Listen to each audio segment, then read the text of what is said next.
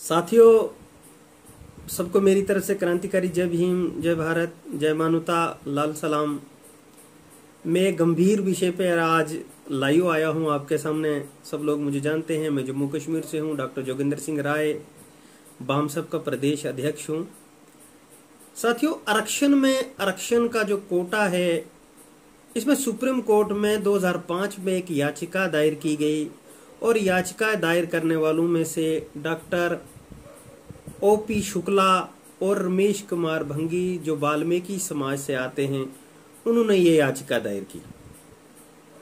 और इन लोगों ने सुप्रीम कोर्ट में अपना पक्ष ये रखा कि जो वाल्मीकि समाज है या एससी समाज के अंदर और भी जो पिछड़ी जातियां हैं, उनको अभी तक भी आरक्षण का कोई लाभ नहीं मिला। माननीय सुप्रीम कोर्ट ने 1 अगस्त 2024 को अपने 500 पेज की जजमेंट में राज्य सरकार को यह निर्देश दिया है कि ऐसी जातियां जिनको अब तक भी रिजर्वेशन या आरक्षण का लाभ नहीं मिला है, उनकी सूची तैयार की जाए। रमेश कुमार जो सुप्रीम कोर्ट में पक्ष विपक्ष दोनों तरफ से अपनी दलीलें दे रहे थे और वो ये दलील देने में कामयाब भी हो गए कि वाल्मीकि समाज या एससी समाज में और भी जो पिछड़ी जातियां हैं, उनके साथ जातीय अत्याचार होता है, जातीय भेदभाव होता है, इसलिए उनको आरक्षण का लाभ आज तक नहीं मिला। लेकिन उन्होंने ये तर्क नहीं दिया कि आरक्षण का लाभ इसलिए नहीं मिला इन जातियों को क्योंकि वो जातियां जो है अशिक्षित हैं। इसलिए माननीय सुप्रीम कोर्ट की तरफ से जो फैसला दिया गया है,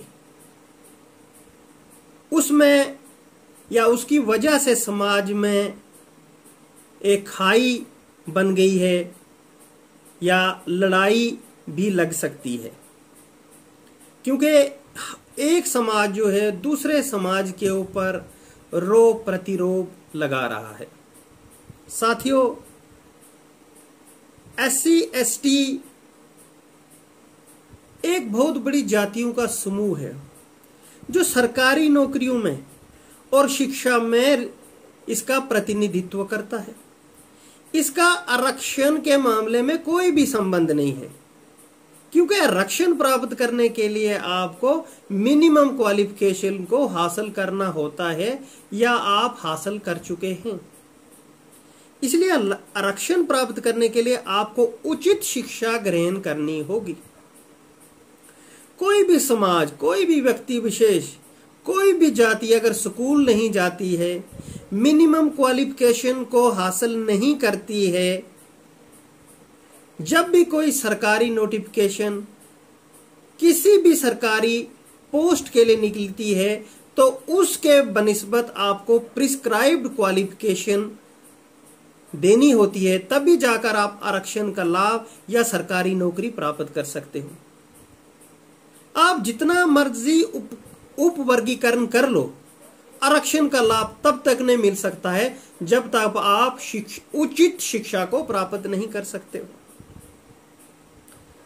जो भी समाज, जो भी जाति या जिन जातियों को सरकारी नौकरियों में या शिक्षा में रिप्रेजेंटेशन नहीं मिला, इसका ब्लेम लगाना या इसका ये कहना कि इसका दोष जो है आरक्षण है, बिल्कुल गलत बात है। मैं इस चीज को सरे से खारिज करता हूं।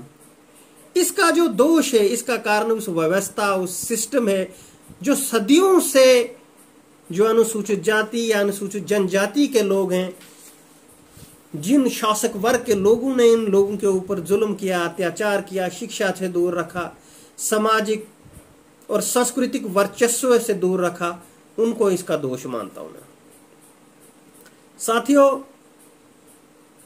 रमेश जी या जो शुक्ला जी हैं, ये पेशे से डॉक्टर हैं और रमेश जी जो हैं गृह मंत्रालय में सरकारी नौकरी करते थे और ये वकालत भी करते रहे।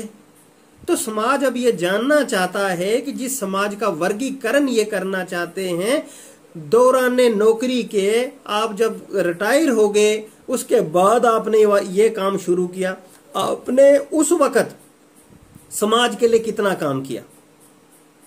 अगर आपको लगता है कि SC ST समाज में उप वर्गीकरण करना चाहिए, तो आज के दौर में भारत केंद्रीय सरकार के ये आंकड़े हैं कि 9,64,000 पद जो हैं वो अनुसूचित जाति, अनुसूचित जनजाति के खाली हैं। अगर जो सक्षम जातियां हैं उन्होंने आरक्षण का लाभ लिया, तो फिर ये पद खाली क्यों हैं? इसके पीछे क्या कारण है? तो कौन लोग ये कह रहे हैं कि जो पिछड़ी जातियां हैं या वाल्मीकि समाज है उनको आरक्षण नहीं मिला? आप वर्गीकरण कर लीजिए, आज भी उनको नहीं मिलेगा। क्यों? क्योंकि ऐसा सिस्टम बनाया गया है कि जब आप चने, जिनको दांत हैं उनको आप चने खाने नहीं दोगे, और जिनको दांत नहीं उनको आप चने दे दोगे। वो घोड़ा जो रेस में तैयार हो गया है, रेस कर सकता, उसके लिए आप रेस से आप उसको बाहर कर देते हो, और जो घोड़ा रेस कर ही नहीं सकता उसके लिए आप कहते हो कि रेस में आ जाओ, हमारे साथ मुकाबला करो, और बाद में आप नॉट फाउंड सूटेबल करके उसको रेस से बाहर कर देते हो कि ये योग्य नहीं है, ये मेरिट के काबिल नहीं है। तो इस बात को समझने की जरूरत है कि SC ST OBC का आरक्षण जो है वो सामाजिक पिछड़ेपन और शिक्षा के कारण है, ना कि आर्थिक आधार पर है। इसलिए समाज के अंदर जब तक जातियां बनी हुई हैं, जाति एग्जिस्ट कर रही है, तब तक समाज में आरक्षण खत्म नहीं हो सकता है। अगर आपने आरक्षण खत्म करना है तो जाति आधारित सामाजिक और इकोनॉमिक स्टेटस क्या है पूरे भारत के अंदर, ये करवा लीजिए। उसके बाद जिसकी जितनी हिस्सेदारी उसको उतना हक दे दीजिए, बराबरी हो जाएगी। तो जातियों को इकट्ठा रखना, सरकारी नौकरियां, शिक्षा, इन सब को आप मिक्स मत कीजिए। जातियां खत्म करने की पहल कीजिए। जातियों को आप त्यागोगे तो शिक्षा में अवसर मिलेंगे, शिक्षा में अवसर मिलेंगे तो आप उच्च शिक्षा को प्राप्त करके आरक्षण का लाभ ले सकते हो, और आरक्षण का लाभ होगा फिर जाकर उस समाज का आप प्रतिनिधित्व कर सकते हैं। इसलिए माननीय सुप्रीम कोर्ट ने जो कहा है, आरक्षण को उप वर्गीकरण की उन्होंने बात की है, लेकिन जातियां खत्म करने की उन्होंने कोई भी पहल नहीं की। कोई भी पॉलिटिकल पार्टीज या कोई भी अपर कास्ट का संगठन जातियां खत्म करने का आंदोलन भारत में पिछले 2000 साल से किसी ने नहीं चलाया। इसलिए जितने भी डॉक्टर हैं, इंजीनियर हैं, प्रोफेसर हैं, मजिस्ट्रेट हैं, IAS हैं, IPS हैं, केंद्रीय सचिवालय में बहुत बड़े बड़े पदवी पर बैठे हैं, जिन्होंने 3 पीढ़ियों से आरक्षण खाया है, सुप्रीम कोर्ट को यह चाहिए था कि या भारत सरकार यह काम करे कि उनको जनरल कैटेगरी में डाल दे।